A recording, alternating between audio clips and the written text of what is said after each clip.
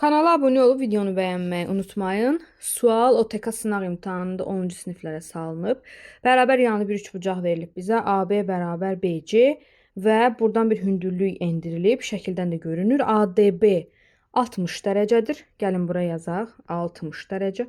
Bura 60 dərəcədirsə,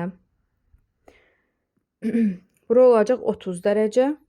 Çünki düzbucaqlı üçbucağın, baxın bu düzbucaqlı üçbucaqdır da. Bu düzbucaqlı üçbucağın iti bucaqlarının cəmi həmişə 90 edər. Biri 60-dırsa, digəri 30. Bu 30-dursa, bu da 30-dur. Çünki bərabər yanlı üçbucaq bizə verilib.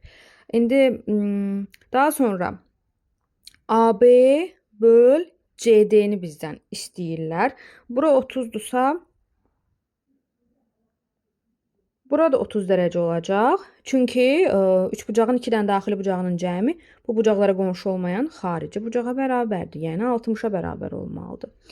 Belə çıxır ki, buradan bax, bu da buna bərabərdir. İndi AB böl CD-ni tapmaq lazımdır burada. Gəlin belə yazaq. 30 dərəcəli bucaq qarşısında duran katet hipotenuzun yarısına bərabərdir. Bura x desək, bura 2x olur. Düzdür. Onda burada x olur. Və 60 dərəcəli bucaq qarşısında duran katet hipotenuzun kökdə 3/2 hissəsi olur. O zaman bura kökdə 3x olsa, burada kökdə 3x olmalıdır. Kökdə 3/2 hissəsi hardan çıxdı? Yəni, gəlin onu yazım. AB bərabər 2x-in kökdə 3/2 hissəsi. Belə bir qayda var çünki. 2-lər gedir, qaldı kökdə 3x. AB var əlimizdə artıq. Kökdə 3x.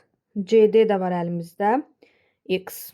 Bunlar bir-birinə bölsə, x-lar gedər. Düzgün cavab kökdə 3 olar.